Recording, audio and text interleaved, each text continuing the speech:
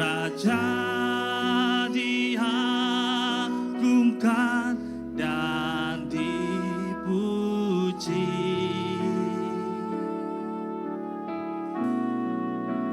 Datanglah kerajaanmu dan jadilah kehendakmu. Seluruh bumi penuh kemuliaan-Mu.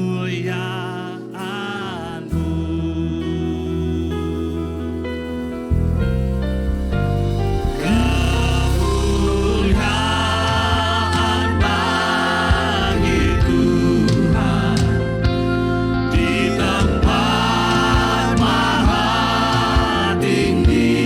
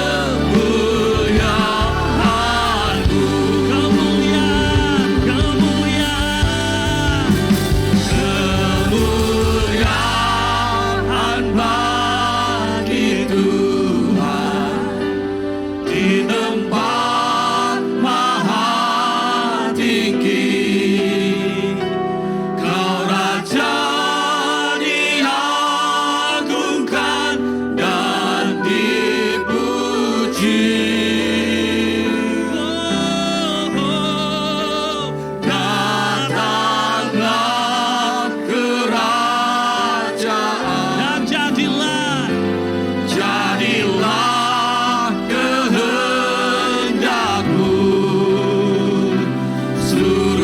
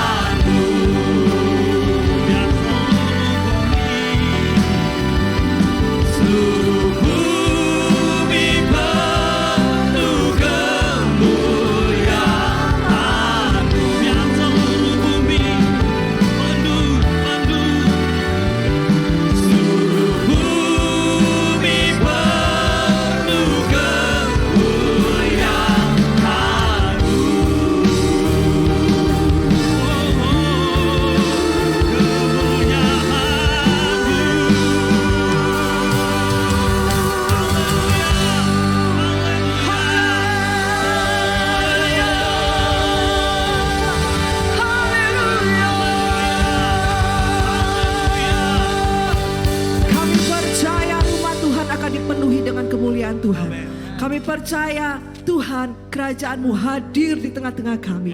Dan kami umat-Mu Tuhan siap memberikan yang terbaik bagi-Mu. Di dalam nama Yesus, setiap umat Tuhan yang siap katakan amin, amin, amin. Hanya di dalam Tuhan kita aman. Amin. Karena Dialah perisai dalam kehidupan kita. Mari kita berikan tepuk tangan buat Tuhan bersama-sama.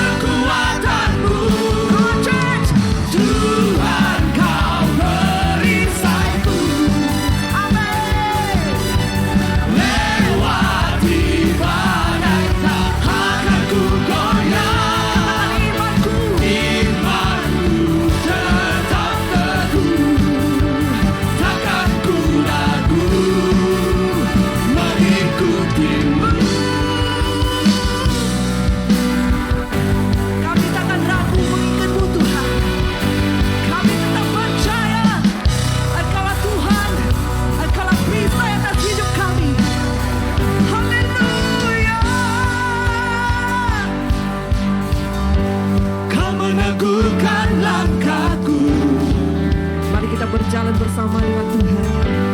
Ku berjalan di dalam kekuatan-Mu, kekuatan-Mu. Tuhan Kau perisaiku. Amin. Lewati badai tak akan ku goyah.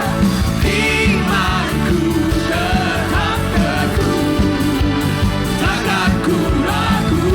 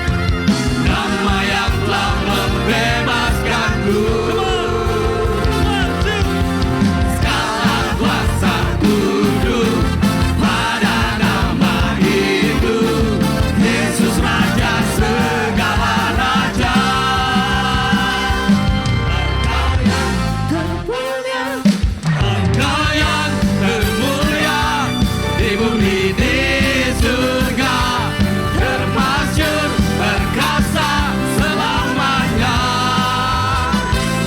Engkau yang berkuasa di dalam segala hal, ada kuasa dalam nama Yesusku.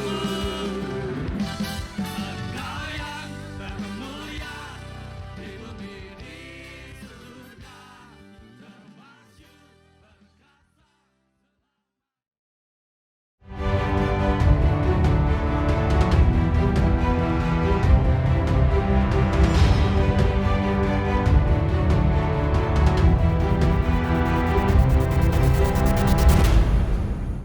Shalom Bapak Ibu, selamat pagi, selamat siang. Kita sama-sama akan memulai ibadah kita.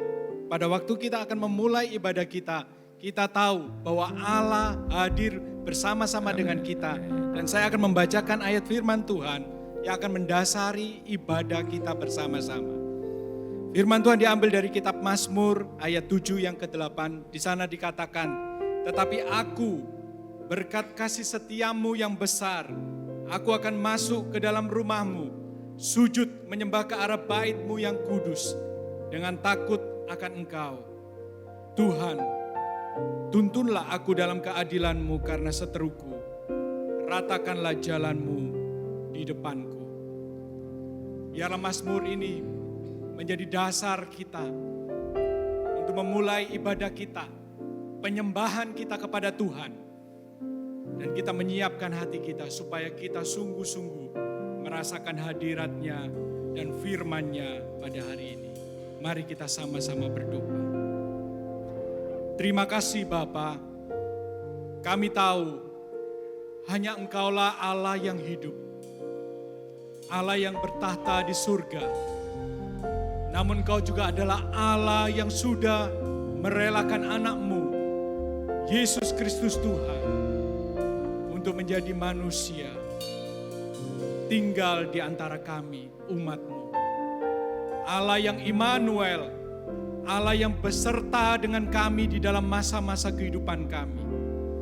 Saat ini Tuhan, kami menyiapkan seluruh hati kami, menyiapkan seluruh penyembahan kami yang terbaik di hadapan Allah. Dan biarlah firman-Mu, kehadiran-Mu akan nyata di antara kami, ketika kami menikmati bait-Mu, menikmati hadirat-Mu Tuhan pada hari ini. Terpujilah nama-Mu Tuhan. Di dalam nama Yesus Kristus kami sudah berdoa dan mengucap syukur. Amin. Mari berikan penghormatan dan pengagungan untuk Allah yang semesta alam tunduk akan nama itu, nama Yesus Kristus Tuhan. Amin.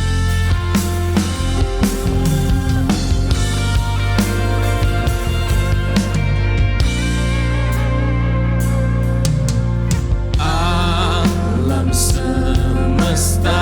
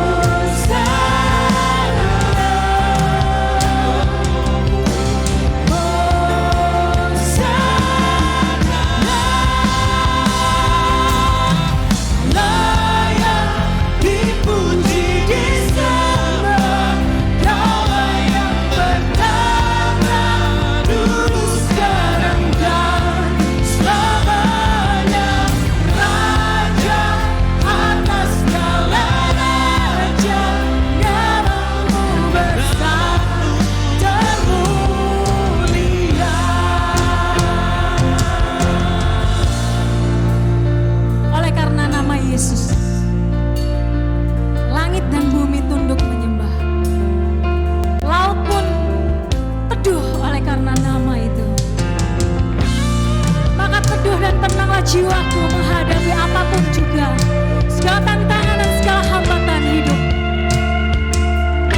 Ada Tuhan bersama dengan kita, haleluya.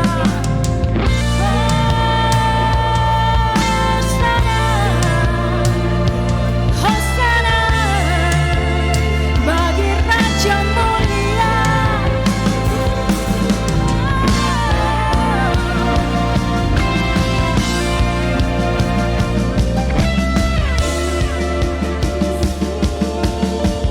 Sama-sama katakan Hosana.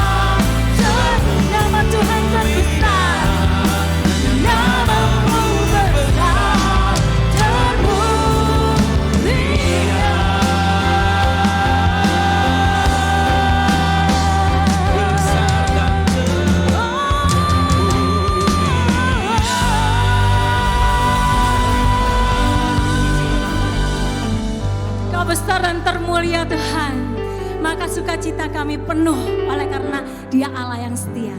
Mari sama-sama merayakan kesetiaan Tuhan dengan sukacita di tempat ini saat ini untuk memuji Tuhan. Come on!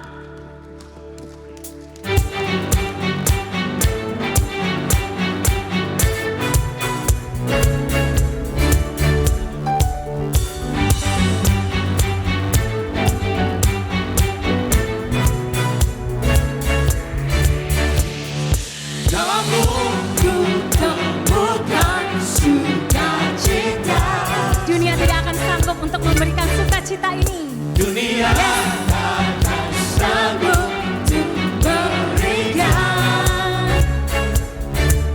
segala bebanku digantikan, namaku ada di dalammu. Sama-sama katakan sukacita. Yes, sukacita, pengharapan dan kehidupan.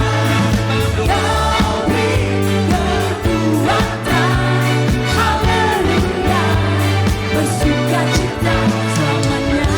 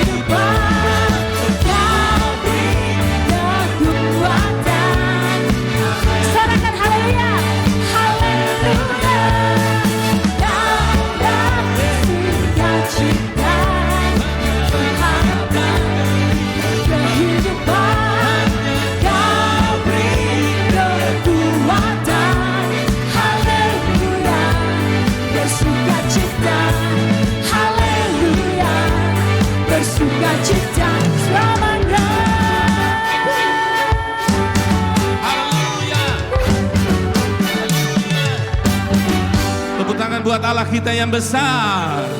Senggol kiri kanan saudara, kasih punggung tangan saudara, katakan Allah kita besar. Terpujilah namamu Tuhan. Salami kiri kanan saudara dengan segala pujian dan hormat buat Allah kita.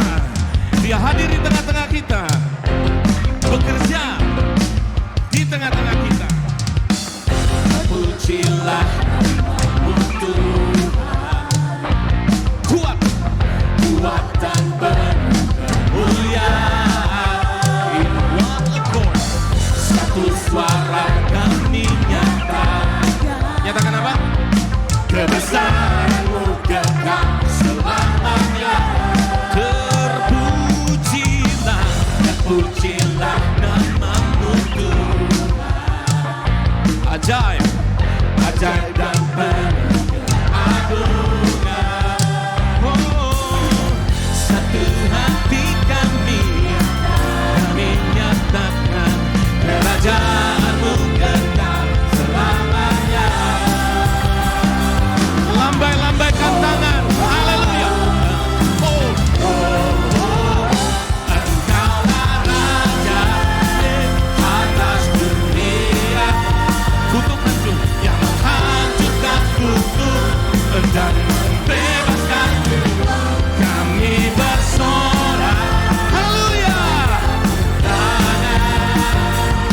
Engkau Tuhan berjaya dan memberitahu di atas kepala.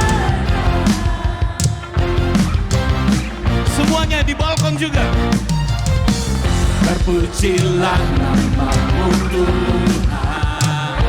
Kuat, kuat dan penuh kemuliaan. Amin, amin, amin. Satu suara kami nyatakan sama-sama.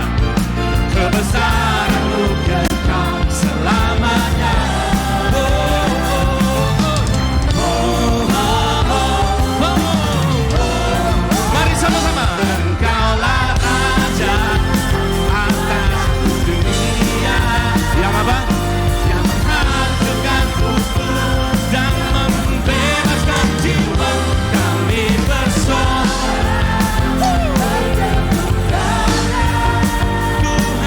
Tuhan berjaya dan semuanya.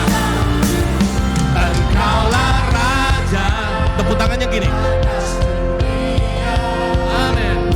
Dan menghancurkan musuh dan membebaskan jiwa. Engkaulah Raja atas dunia. Yang menghancurkan kutuk dan membebaskan jiwa. Haleluya. Bersorak, bertepuk tangan. Engkau Tuhan berjaya. Sekali lagi, Engkau Raja. Engkaulah Raja atas dunia. Yang menghancurkan kutuk dan membebaskan jiwa. Kami bersorak, haleluya. Engkau Tuhan berjaya dan meminta untuk selamanya. Haleluya. Sama-sama berikan tepuk tangan buat Allah kita dari dasar hati kita. Mari kita berikan puja dan puji buat Allah. Haleluya. Segala hormat terpujilah namamu di dalam nama Yesus. Amin. Bapak Ibu semua silakan duduk. Pada waktu kita mengerti siapa diri kita di dalam Yesus, our identity, Allah melihat kita bukan langsung tapi melihat lewat Yesus Kristus yang kita percayai. Ada righteousness. Kita bisa berdiri di hadapan Allah karena kebenaran dari Yesus Kristus di dalam kehidupan kita. Itu identity kita. Allah yang kudus, Allah yang suci, hadir di tengah-tengah setiap kita. Holy, holy, holy. Amen. Lord God Almighty, early in the morning our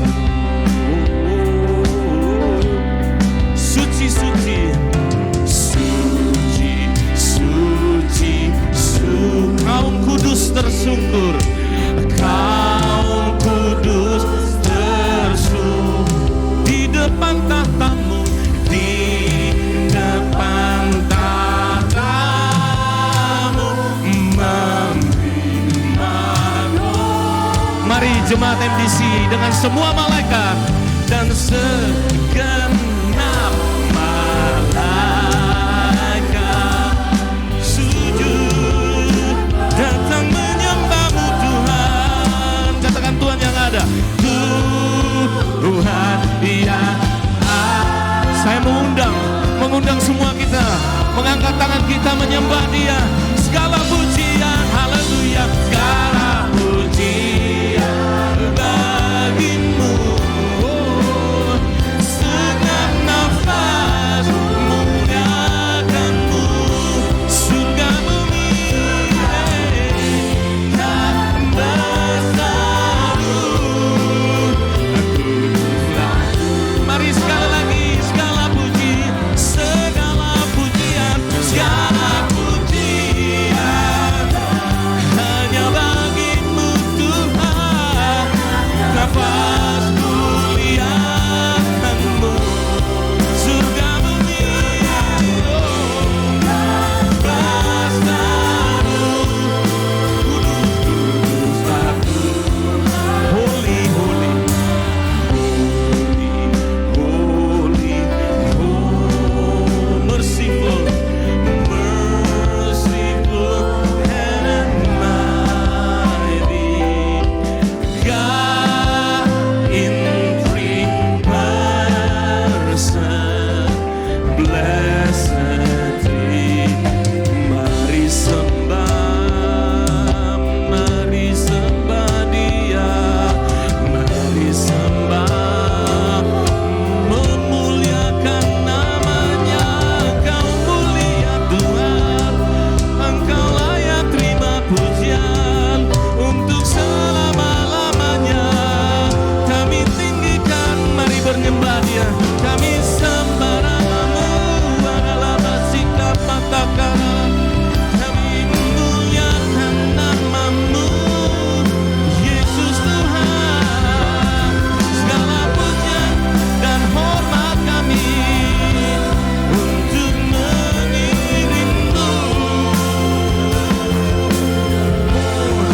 mengiringmu seumur hidupku, masuk dalam rencana-Mu Bapa.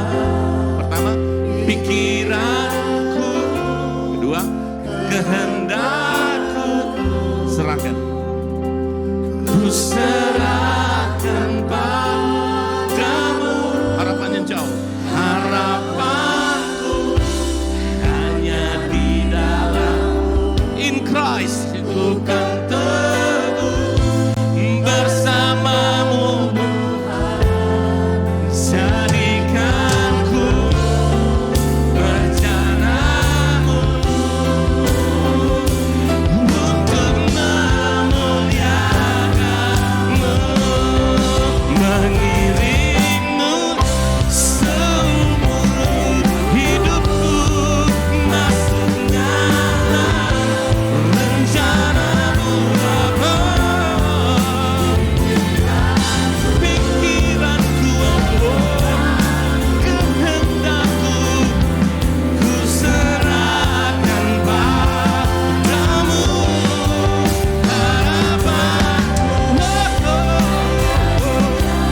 hanya di dalam-Mu Tuhan. Tentu ku bersama-Mu Tuhan. Jadikanku sekali lagi berjalan-Mu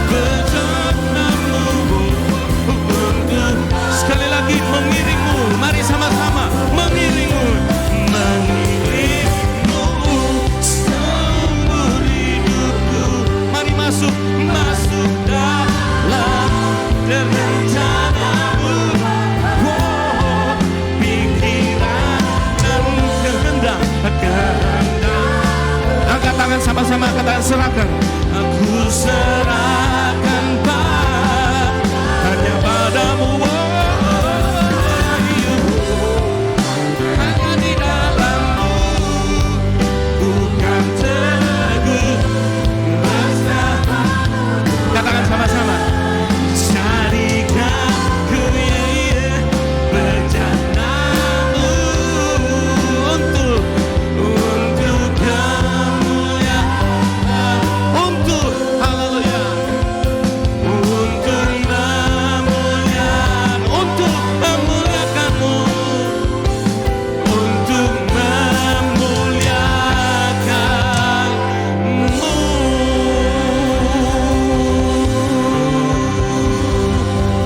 Pastikan tepuk tangan saudara itu buat Allah kita yang besar. Buat Dia yang kami sanjung dari selama-lamanya sampai selama-lamanya. Saya mau kasih tema khotbah saya hari ini adalah Tuhan Yesus tidak berubah. Ketika saya menulis ini kemudian anak saya melihat slide yang sedang saya siapkan. Kemudian dengan spontan dia bernyanyi, Tuhan Yesus tidak berubah. Siapa yang tahu bahwa akhir-akhir ini viral sekali di TikTok? Ada yang tahu? Tuhan Yesus tidak berubah, viral sekali. Mendadak nggak tahu kenapa lagu sekolah minggu yang dulu kita nyanyikan ini menjadi sangat viral. Dan itu meramaikan warganet ya. Mereka sibuk membuat konten dan kemudian menari, menggunakan lagu itu. Bahkan saya menerima beberapa forward daripada video-video itu di TikTok. Dan yang menariknya adalah ini diperdengarkan oleh lintas agama, bukan cuma Kristen saja, Bapak Ibu Saudara.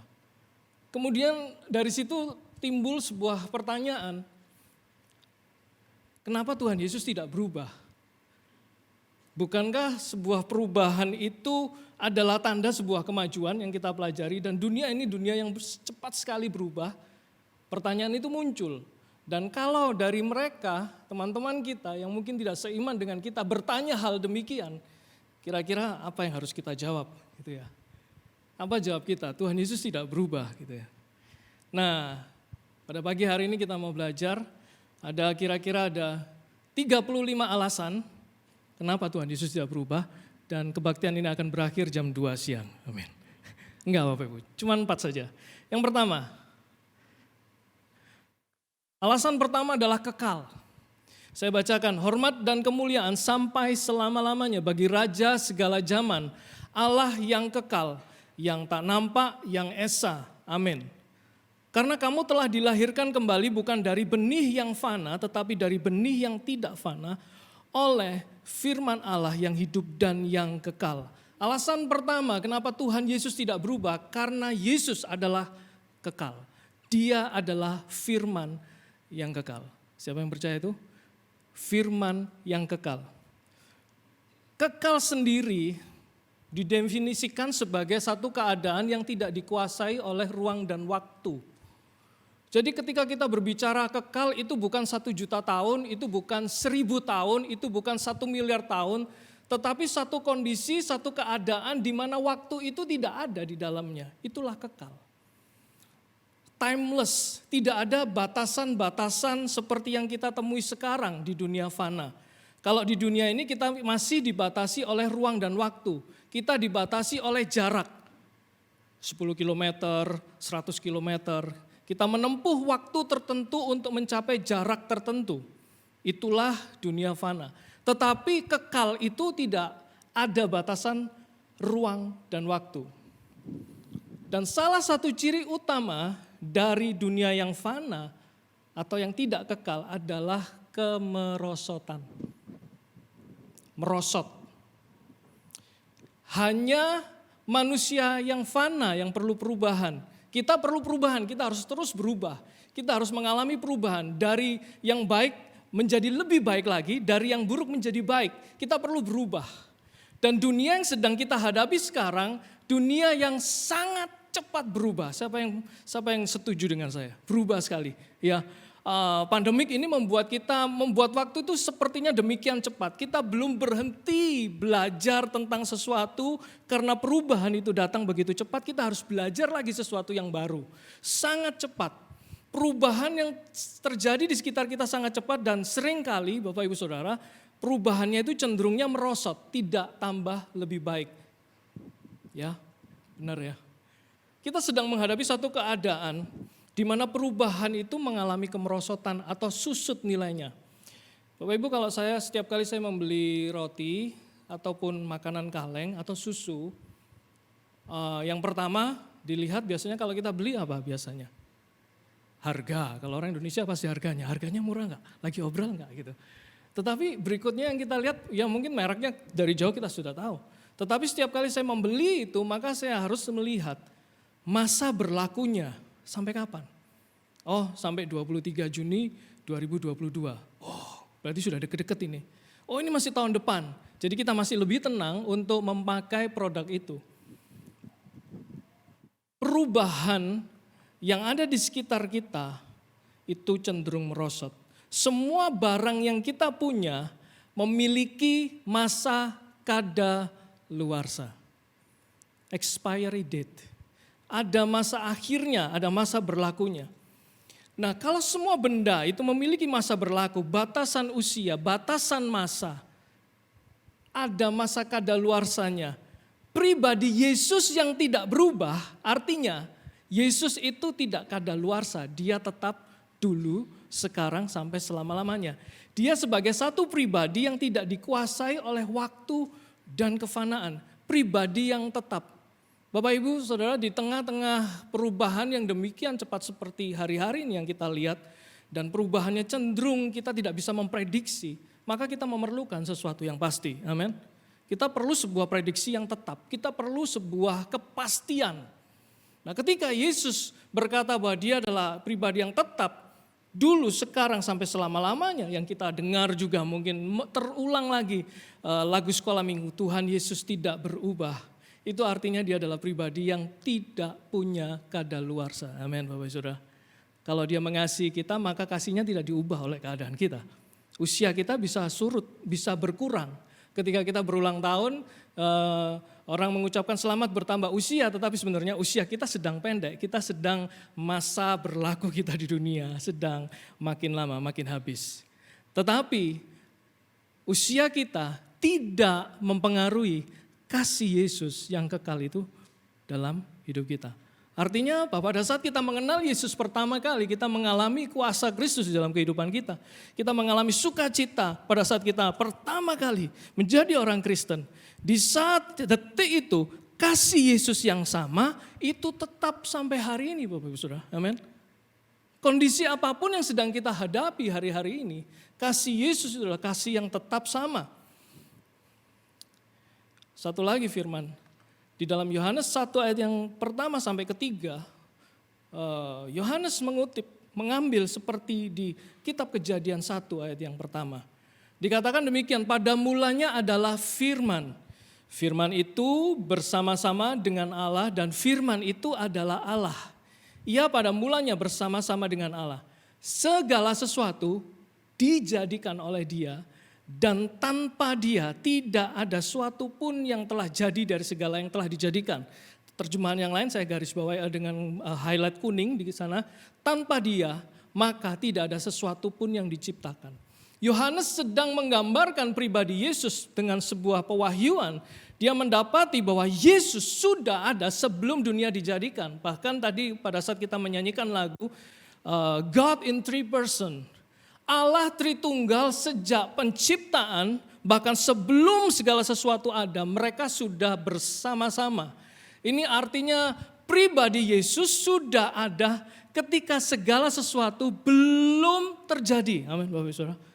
Yesus itu ada yang berkata, oh Yesus itu baru ada, Yesus itu baru muncul. Nama Yesus disebut baru ada ketika peristiwa Natal. Kalau kita melihat ayat ini, Yesus adalah Allah yang kekal.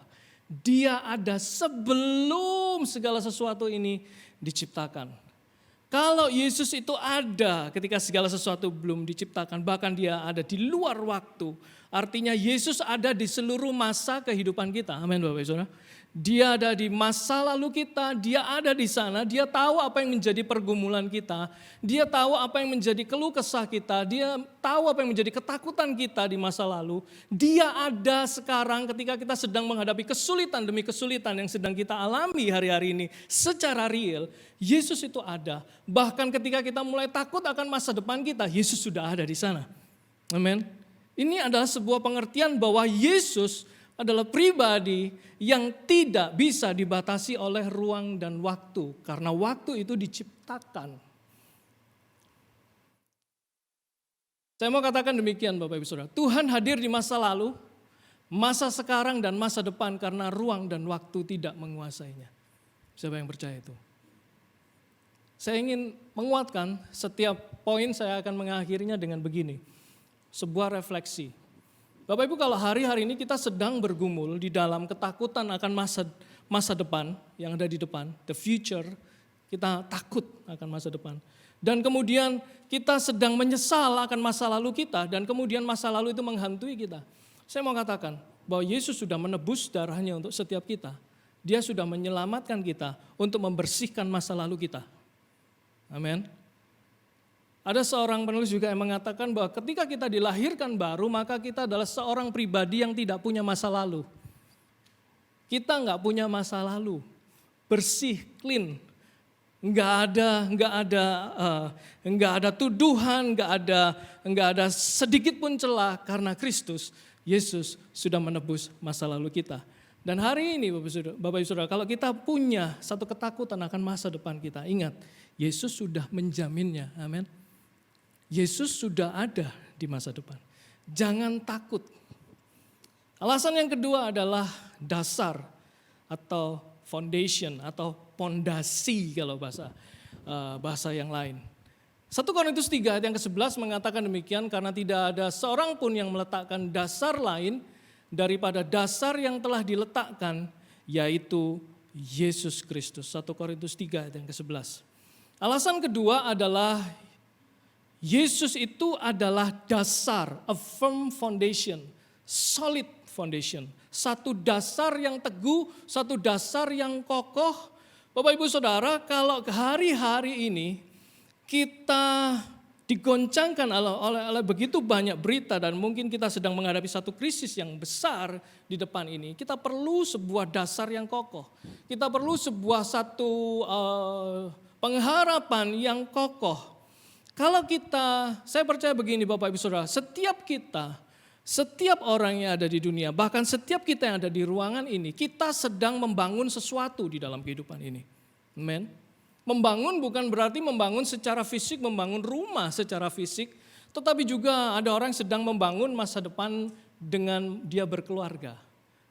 Baru menikah, membangun keluarganya. Ada yang sedang membangun usahanya, startup baru memulai sebuah bisnis, membangun sesuatu. Membangun karir, membangun rumah tangga, membangun keuangan, membangun masa depan dimulai dari sekarang. Setiap orang yang ada di ruangan ini, bahkan saya sedang membangun sesuatu. Amen. Nah, masalahnya adalah ketika kita membangun di atas dasar yang keliru, di atas dasar yang salah, maka ketika goncangan itu terjadi, tidak heran bangunan itu runtuh. Tidak heran ketika goncangan terjadi karena dasarnya salah, dasarnya keliru, dasar pengharapannya bukan kepada Kristus, maka bangunan itu goncang, kehidupannya hancur. Sejak awal pandemik tahun 2020, bulan Maret, ketika kita semua akhirnya ditetapkan bekerja dari rumah dan semua dilakukan secara online. Ada begitu banyak goncangan yang terjadi bukan hanya kepada perseorangan, tetapi kepada perusahaan, bahkan gereja pun mengalami goncangan. Yang terjadi adalah ketika goncangan itu terjadi, rupanya Tuhan sedang membawa setiap kita untuk menguji bangunan apa yang sedang kita bangun. Dan ada begitu banyak cerita mungkin yang kita dengar, bahkan mungkin kita sudah melewatinya, bahwa goncangan-goncangan itu yang terjadi akhirnya membuktikan bahwa dasar yang diletakkan adalah dasar yang keliru, dasar yang salah. Bangunan yang baik itu dibangun di atas fondasi yang kuat dan kokoh. Pak Sony Terik pasti sangat tahu hal itu. Karena beliau adalah seorang arsitek dan dia bergerak di properti. Ya sekaligus promosi Pak, mungkin nanti ada launching dari beliau, bisa hubungi, ada diskon khusus. Oke. Bangunan yang baik itu dibangun di atas fondasi yang kuat dan kokoh. Semakin tinggi bangunan itu berdiri, maka yang perlu diperhatikan pertama bukan desain luarnya. Yang diperhatikan lebih utama adalah kokoh tidak fondasi yang dibangun. Semakin dalam, semakin tinggi bangunan itu maka semakin dalam yang diperlukan pondasi itu. Ternyata selama pandemik ini Bapak Ibu Saudara, kita semua diingatkan Tuhan bahwa dasar pengharapan kita ini salah ternyata. Ada banyak dasar yang keliru yang kita letakkan kepada kekayaan kita rupanya. Ketika pandemik terjadi, tidak menjawab kekayaan itu. Dasar yang kita taruh bisa saja keliru kita taruh pada orang yang kita kenal, seorang yang punya kekuatan, seorang yang punya jabatan tertentu. Pandemik terjadi, boom, orang tersebut juga meninggalkan kita. Karena dia sedang mengalami goncangan juga. Dasar yang kita letakkan mungkin kepada uang atau fasilitas yang kita punya. Ternyata ketika pandemik itu terjadi, goncangan itu begitu kuat. Dasar yang kita letakkan salah. Dan banyak sekali Bapak Ibu Saudara, tidak sedikit dari mereka yang akhirnya meninggalkan pelayanan. Meninggalkan relasi dengan saudara seiman. Bahkan meninggalkan gereja. Meninggalkan Tuhan. Saya mau mengapresiasi Bapak Ibu Saudara semua yang sampai hari ini beribadah. Saya percaya setiap kita adalah orang-orang pemenang di tempat ini, amin. Kalau Bapak Ibu ada di tempat ini duduk dan ikut beribadah, saya sangat percaya Bapak Ibu sedang mengalami, ada begitu banyak goncangan yang sedang terjadi dalam kehidupan Bapak Ibu Saudara. Yang selama 2 tahun ini goncangan itu begitu kuat, tetapi karena Bapak Ibu Saudara meletakkan dasar pengharapanmu kepada Kristus, maka hari ini kita masih punya satu passion, satu gairah, satu kerinduan untuk melayani. Yang menggembirakan dari pelayanan di dalam pujian penyembahan ini, teman-teman sudah mulai terlibat lagi, mereka yang dulu mungkin sempat cuti di dalam pelayanan pujian penyembahan. Karena masalah keluarga, anak dan sebagainya. Kemudian mereka kembali lagi mau melayani. Itu hal yang menggembirakan. Bapak Ibu Saudara, hari-hari ini ingat, kalau dasar iman kita tidak dibangun di atas Kristus, maka goncangan atau situasi yang sulit itu akan menentukan seberapa kuat dasar yang kita bangun. Kesulitannya sama, pandemik sama, semua mengalami itu. Sampai hari ini kita semua harus pakai masker, harus menjaga jarak dan sebagainya. Semua kita mengalami tantangan yang sama, yang membedakan adalah bangunan apa yang kita dirikan di atas dasar yang seperti apa. Kalau sampai hari ini saya sekali lagi mengapresiasi Bapak Ibu Saudara, karena engkau semua sedang membangun di dasar yang benar. Satu contoh lagi, Menara Pisa di Italia, belum pernah ke sana, membaca dari kisah saja. Menara Pisa ini sebagai satu pelajaran ketika bangunan megah itu didirikan, namun ternyata beberapa waktu kemudian ditemukan bahwa pondasinya goyang, tidak tetap. Akhirnya menara itu jadi miring. Seorang hamba Tuhan, Steve Murrell, dia mengibaratkan Menara Pisa ini sebagai good facade, bad foundation Christians. Seorang Kristen yang tampilannya baik, tetapi memiliki dasar yang buruk. Memiliki dasar pengharapan yang keliru. Megah, nampak megah, tetapi mengalami kemiringan karena dasarnya salah. Ujian itu datang kepada setiap kita kapan saja dan kita tidak bisa memprediksi. Kalau saya boleh pinjam istilahnya Pak Andreas ya, masalah itu datang kalau datang rombongan Bapak Saudara. Itu kita nggak bisa milih kapan datangnya. Kita nggak bisa memilih dia datangnya satu-satu aja. Aku lebih kuat kalau kamu satu-satu. Masalah itu nggak pernah gitu. Ujiannya itu selalu rombongan. Dan dia selalu sepertinya datang di saat kita nggak siap. Tetapi Bapak Ibu Saudara, pada saat itu terjadi, kita perlu pastikan lebih dahulu dasar pengharapan kita letakkan ke siapa dan kemana, kepada apa.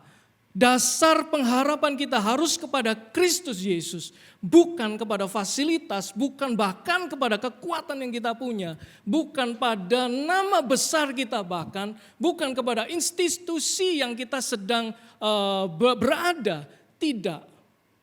Kalau itu terjadi, ujian itu datang, kesulitan menekan, pandemik, krisis ke depan, krisis belum berhenti. Ya, banyak yang bilang bahwa hari-hari ke depan krisisnya akan menjadi lebih parah.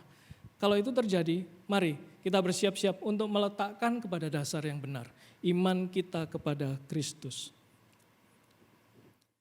Yesus adalah dasar yang teguh, tetap kokoh dan di atasnya semua bangunan kehidupan didirikan. Saya ingin menguatkan setiap kita kalau Bapak Ibu Saudara saat ini sedang membangun karir, rumah tangga dan lain-lain. usaha, bisnis, pastikan lebih dahulu untuk membangun imanmu di atas dasar yang kokoh yaitu Yesus Kristus. Amin. Jangan pernah lepaskan iman dan pengharapan kita kepada Kristus Yesus. Letakkan pada satu dasar yang pasti di tengah kehidupan yang tidak pasti hari-hari ini. Amin. Pondasi yang salah mampu menghancurkan bangunan megah sebesar apapun. Kita bisa membangun sesuatu yang besar, yang megah. Ingat pandemik 2 tahun mengajarkan kita bahwa good facade, bad foundation. Tampilan yang baik belum tentu fondasinya kuat. Orang yang nampaknya kuat belum tentu dia sekuat itu. Orang yang nampaknya penuh dengan sukacita belum tentu keadaannya di dalam dia penuh dengan sukacita. Ingat, pondasi yang salah mampu menghancurkan bangunan megah sebesar apapun. Yang ketiga adalah arah. Akulah gembala yang baik dan aku mengenal domba-dombaku dan domba-dombaku mengenal aku. Kita ini digambarkan sebagai domba, hewan yang mudah tersesat. Bapak Ibu, saudara tahu domba? Kambing kalau kita ngelihatnya sekarang lebih kambing dan domba dibedakan sih. Kalau kita ke New Zealand konon katanya jumlah dombanya lebih banyak 2 kali lipat daripada jumlah penduduknya. Jadi kalau jumlah penduduknya 4 juta maka dombanya adalah 8 juta. Nah, domba ini kita digambarkan sebagai domba. Kenapa kok kita digambarkan sebagai domba? Kenapa kok kita nggak digambarkan sebagai binatang yang atau hewan yang jauh lebih hebat? Ternyata domba ini adalah domba yang sangat mudah tersesat.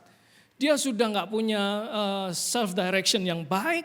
Dia juga tidak punya self defense yang baik. Jadi nggak pernah Bapak Ibu Saudara melihat domba itu jago kungfu, nggak pernah. Dia nggak pernah lihat domba yang jago kecuali di dalam film kartun ya. Domba sangat lemah, dia mudah kehilangan fokus. Ketika saya menyadari hal ini, saya melihat kepada diri saya sendiri, iya saya ini mudah tersesat gitu ya.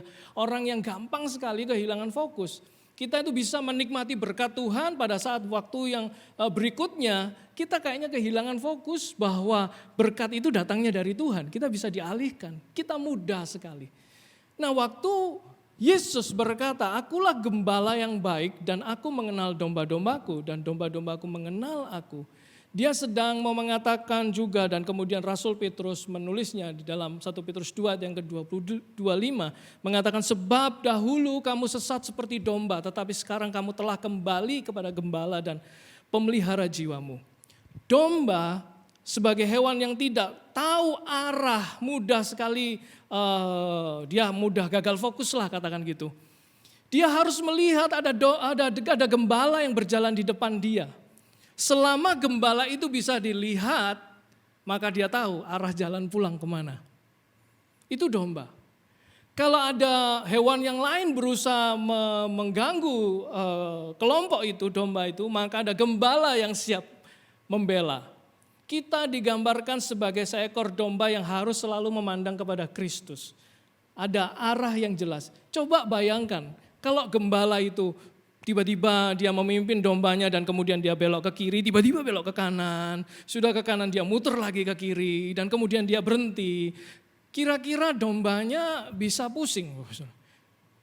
Domba sangat mudah kehilangan arah, bahkan kalau dia lewat jalan yang sama berulang kali, katakan begitu, dia dilepas di jalan yang sama, yang dia sering kali pulang itu, dia masih bisa tersesat. Yesus sebagai gembala yang baik yang memimpin setiap anak-anaknya. Kita sebagai domba-dombanya. Arah, kompas. Waktu kecil saya suka sekali main kompas. Bukan ngompas ya. Ngompas itu kalau bahasa Jawa, bahasa Jakartanya lain. Itu suka mintain orang uang. Nah, saya nggak tahu kenapa waktu itu papa saya juga sering membawakan kompas. Nggak tahu kalau zaman dulu mungkin susah ya. Zaman sekarang lebih gampang. Kompas itu kira-kira seperti ini Bapak Saudara. Saya percaya pasti semua sudah tahu. Kompas. Saya suka sekali main kompas. Kenapa? Karena kalau saya pegang kompas, saya suka mengikuti karena arah jarumnya harus selalu ke utara. Jadi saya tahu, barat mana, timur mana. Nah karena Karena saya anak kampung, maka saya mainnya di kampung. Nah mereka teman-teman yang lain ngikuti saya. Oh kita kemana? Ke sebelah sini. Wah mereka ikut karena saya pegang kompas. Jadi saya yang memimpin mereka gitu, kira-kira seperti itu. Saya pergi kemana mereka ikut, pergi kemana mereka ikut. Bapak Ibu Saudara, kompas ini jarumnya nggak pernah dia beralih selain utara. Dia nggak pernah tiba-tiba hari besok khusus jarum kompas dia akan pindah ke tenggara. Enggak, selalu menunjuk ke arah utara. Sebuah direction, sebuah tujuan yang jelas yang tidak berubah. Ketika Yesus mengatakan bahwa dia tetap sama, tidak berubah, artinya dia seperti kompas, seperti penunjuk arah yang tidak akan pernah ke kiri atau ke kanan. Kompasnya jelas, arahnya jelas, kemana? Ke sorga, arahnya jelas. Enggak, hari ini ke sorga, besok ke neraka. Nanti mampir sebentar ke sampingnya neraka. Enggak, arahnya jelas. Seperti kompas, penunjuk arah yang tetap. Kalau penunjuk itu tidak tetap, maka kita mudah tersesat. Masih ingat beberapa tahun yang lalu kami sekeluarga nyetir mobil ke Bali. Wah itu liburan. Naik mobil beberapa kali dan kalau nggak salah mungkin itu kali pertama saya nyetir mobil ke Bali. Nah ada beberapa tempat yang harus kami masuki dan kami mengandalkan GPS waktu itu. Mungkin istri saya masih ingat pakai GPS. GPS-nya pakai di handphone, pakai sinyal. Terus kemudian direction-nya atau arahnya dia suruh terus. Oke kita ikut. Tiba-tiba kita masuk ke satu tempat. Ini kok sudah nggak ada manusia semua ya gitu. Dan itu hari sudah mulai gelap. Kita masuk ke hutan, tapi ini direction-nya masih suruh terus. Kemudian suruh belok. Waktu kita belok ke kiri, itu nggak ada apa-apa. Sampai akhirnya kita berhenti di satu tempat kayak hutan begitu, sudah sore, kemudian itu ada orang lewat sampai kita, ini orang atau bukan gitu. Kita tanya, ternyata jalan yang kita mau itu masih jauh lagi. Kemudian handphone itu tiba-tiba dia berubah arah karena sinyalnya ternyata terputus dan dia berhenti. Dan dia harus ngulang lagi, restart lagi dan harus keluar dari tempat itu kira-kira 3-5 kilometer. Bapak Ibu Saudara coba bayangkan ketika penunjuk arah kita itu berubah-ubah. Maka kita yang mudah tersesat ini akan makin sangat tersesat. Amen. Yesus waktu berkata bahwa dia tidak berubah, dia tetap untuk selama-lamanya. Itu artinya dia adalah petunjuk arah yang pasti. Kepastian tentang arah yang jelas akan membawa kita kepada kehidupan yang maksimal. Kalau kita ingin kehidupan kita maksimal, pastikan arah kita jelas. Amin. Kita ikut kepada Kristus Yesus sebagai penunjuk arah kita. Bapak Ibu Saudara mungkin saat ini pertanyaannya adalah, Pak saya ini sudah ngikuti arah yang jelas. Saya sangat percaya pada Kristus dan kemudian saya arahnya ke sana. Tetapi kenapa saya mengalami kesulitan? Jalannya nggak rata, bergelombang. Bahkan seringkali mengalami kerusakan di tengah jalan itu. Saya mau katakan, Bapak Ibu Saudara, mungkin saat ini jalan yang sedang kita lewati tidak rata. Mungkin bergelombang. Tapi kalau arah kita sudah benar, tetaplah melangkah. Mungkin ada pertanyaan di dalam diri kita. Kenapa? Kalau aku sampai hari ini masih mengalami jalan yang tidak rata. Pastikan lebih dulu, kalau arah kita benar, tetaplah melangkah. Amin. Tetaplah berjalan, meskipun jalan itu tidak rata. Saya berdoa bagi Bapak Ibu Saudara yang saat ini perlu tuntunan dan arah yang jelas. Yesus akan jadi gembala bagi jiwamu, dan dia akan jadi kompas bagi jalanmu. Amin. Hari ini saya berdoa untuk setiap kita, karena kita sedang masuk ke dalam satu situasi yang mungkin membingungkan, satu kondisi yang kita tidak bisa prediksi. Tapi tetap percaya Bapak Ibu Saudara, amin, kepada Kristus yang tidak berubah itu. Alasan yang keempat adalah janji. Di dalam Mazmur 89 ayat yang ke-34, aku tidak akan melanggar perjanjianku dan apa yang keluar dari bibirku tidak akan kuubah.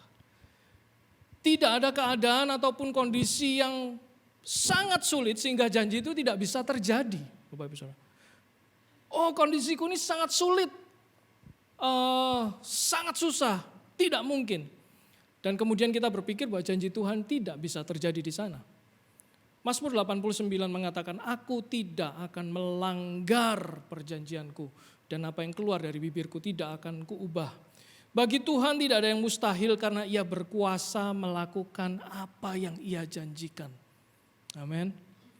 Loh, ini kok ayatnya di perjanjian lama, bukankah Yesus di perjanjian baru? Kalau kita tadi belajar di kekekalan tadi, bahwa Allah atau Kristus, Yesus itu sudah ada sejak zaman atau sebelum dunia dijadikan. Maka firman ini juga bisa dikategorikan sebagai firman yang hidup, firman yang kekal. Bahwa Tuhan itu berkuasa melakukan apa yang dijanjikan. Amin. Allah mau dan mampu untuk melaksanakan semua yang dijanjikan. Di ayat yang lain dikatakan Ia ingat untuk selama-lamanya akan perjanjiannya. Firman yang diperintahkan kepada 1000 angkatan. Saya garis bawahi, Tuhan tidak lalai menepati janjinya. Tuhan itu ingat akan janji yang bahkan mungkin diucapkan di 1000 angkatan di atas kita. Atau bahkan ketika Tuhan berjanji kepada kita itu tidak berhenti kepada kita saja. Maka itu juga akan turun sampai kepada anak cucu kita dan keturunan kita. Amin Bapak Saudara. Saya yang percaya itu.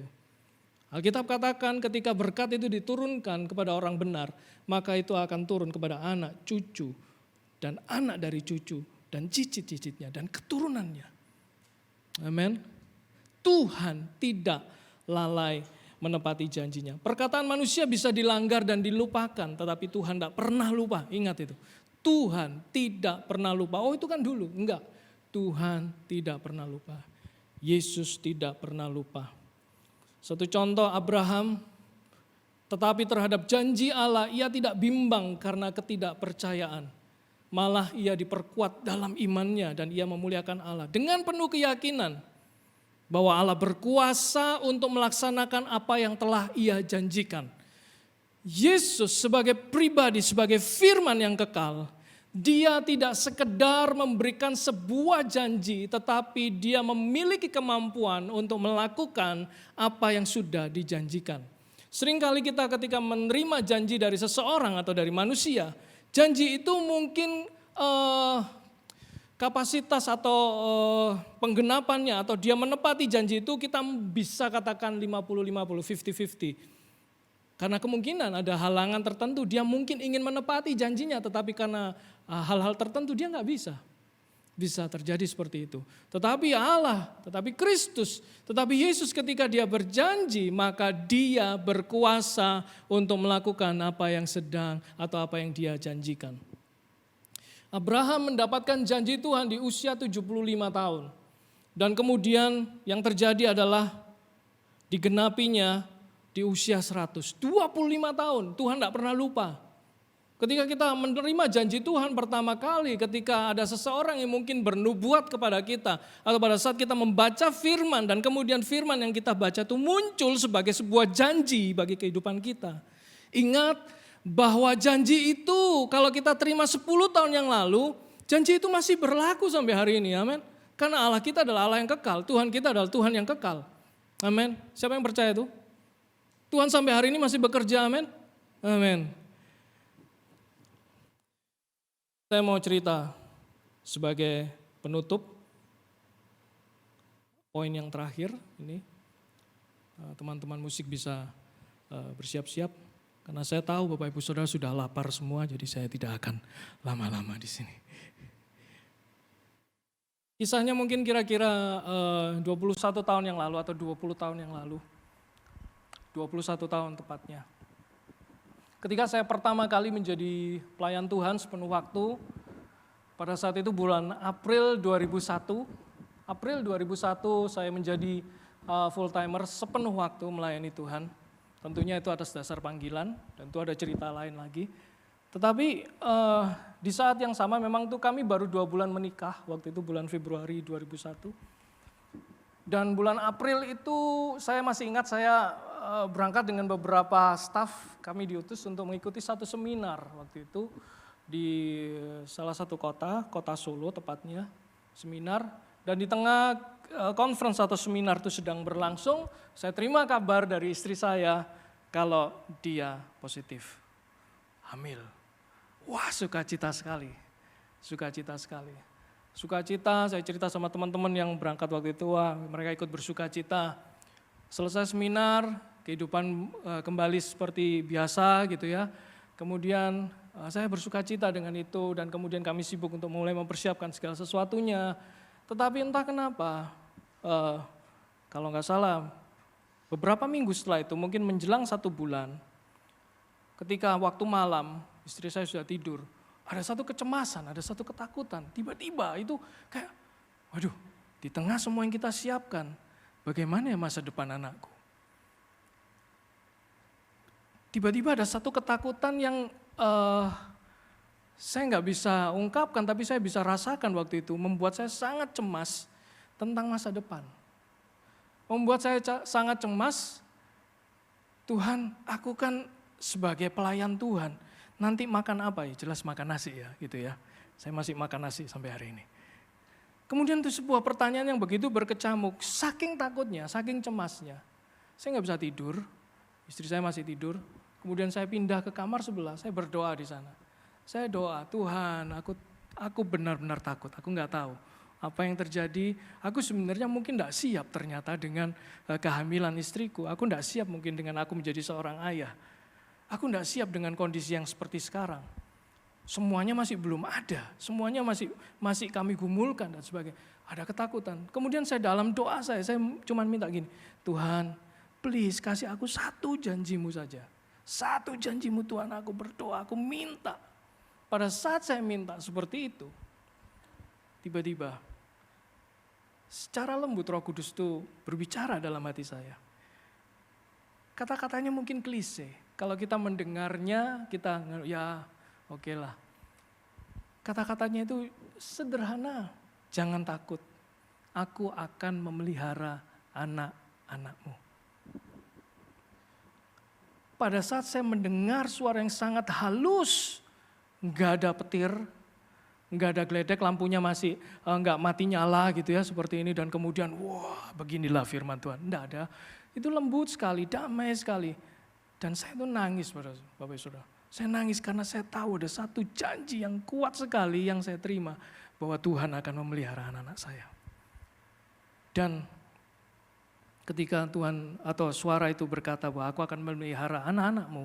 Disitulah saya tahu bahwa anak saya nggak cuma 1. Anak-anakmu berarti kan ada lebih dari 1. Kemudian saya berdoa, saya dengan penuh damai sejahtera saya tidur. Dan kemudian saya cerita sama istri saya. Di hari yang lupa itu beberapa waktu kemudian, mungkin minggu berikutnya dan sebagainya.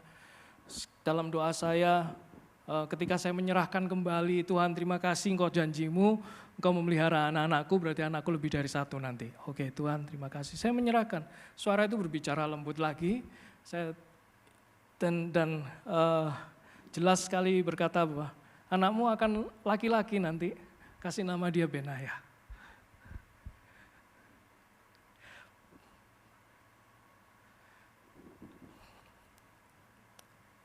Satu firman atau satu janji yang simple.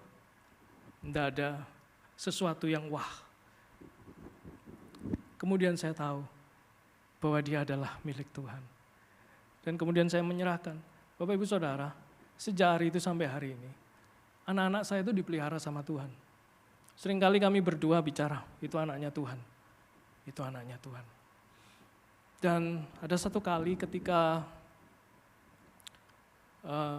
mungkin selama 3 tahun, kebutuhan anak saya yang pertama waktu itu, semua tercukupi.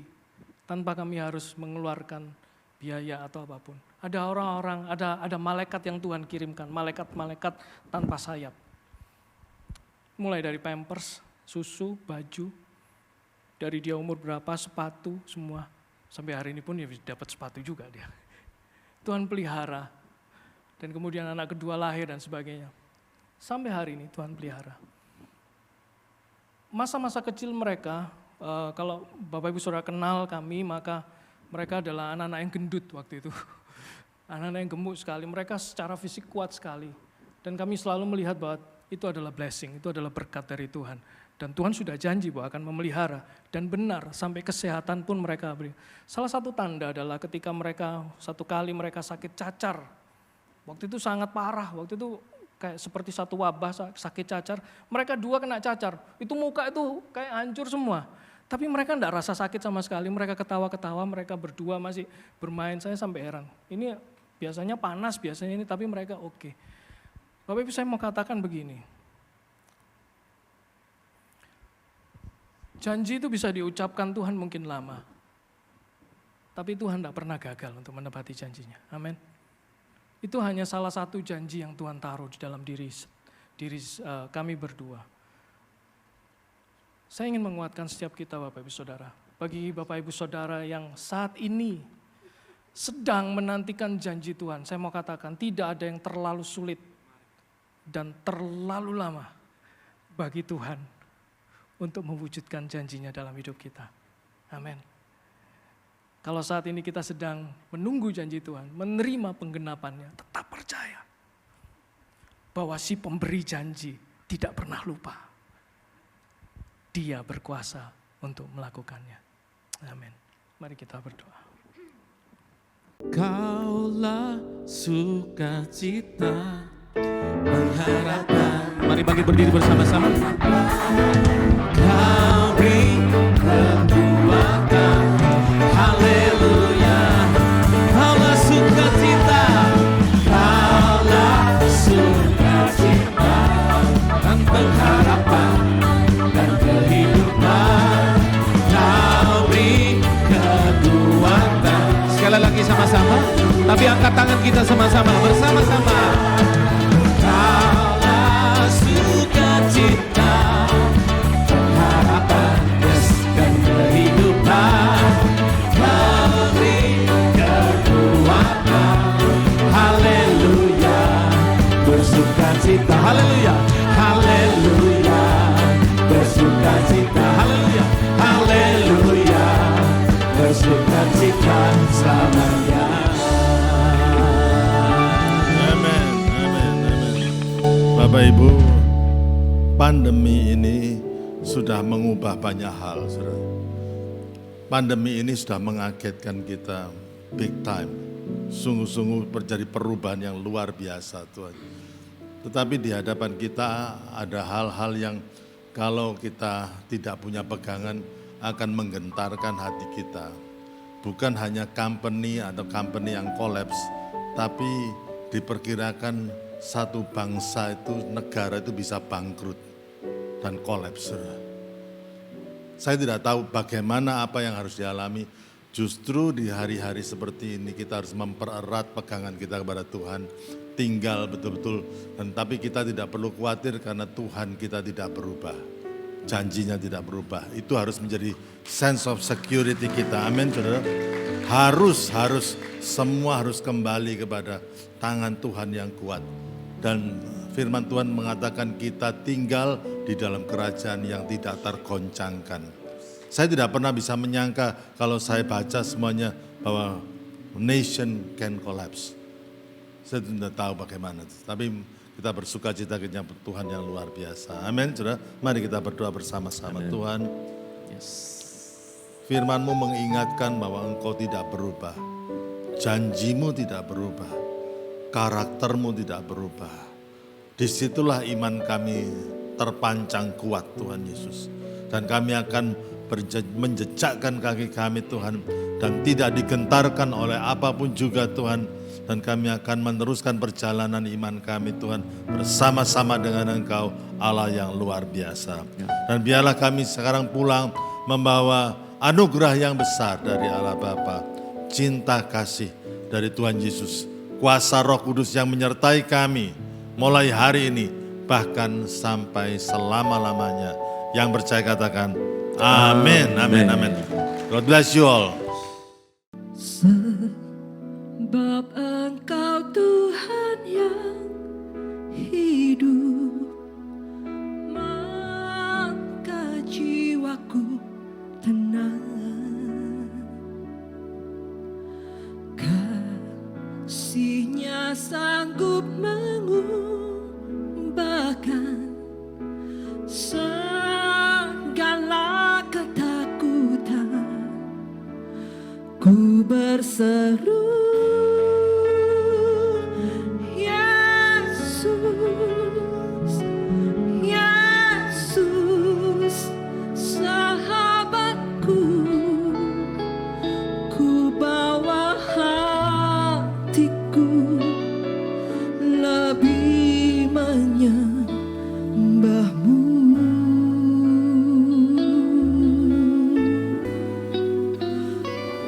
berseru, Yesus, Yesus, Kau Tuhanku, segala perkaraku ku serahkan padamu. Kita mau belajar pujian ini bersama-sama. Amin.